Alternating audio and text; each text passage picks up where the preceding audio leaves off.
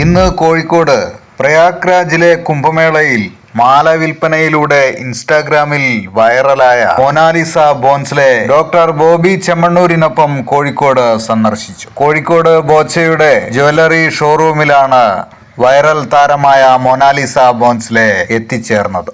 മധ്യപ്രദേശിലെ മഹേശ്വരിയിലാണ് മൊനാലിസ ബോൺസ്ലെ വളർന്നത്.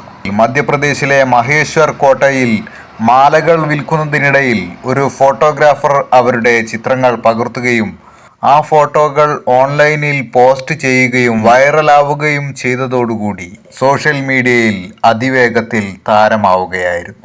2025 ജനുവരിയിൽ പ്രയാഗ്രാജിൽ നടന്ന മഹാകുംഭമേളയിൽ ഭക്തർക്ക് രുദ്രാക്ഷ മാലകൾ വിൽക്കുമ്പോൾ അവരുടെ പ്രകൃതി സൗന്ദര്യവും സാന്നിധ്യവും പരിപാടിയിൽ ആളുകളുടെ ശ്രദ്ധ പിടിച്ചുപറ്റുകയും മൊനാലിസ ബോൺസ്ലെയുടെ ഫോട്ടോകളും വീഡിയോകളും സോഷ്യൽ മീഡിയയിൽ വൈറലാവുകയും ചെയ്തു. 10,000-ലധികം ആളുകൾ അവരുടെ ഇൻസ്റ്റാഗ്രാം പേജിൽ തന്നെ ഫോളോവേഴ്സായി ഉണ്ട്. ജനങ്ങൾക്കൊപ്പം പാട്ടുപാടിയും സംസാരിച്ചും ജനശ്രദ്ധ പിടിച്ചുപറ്റി.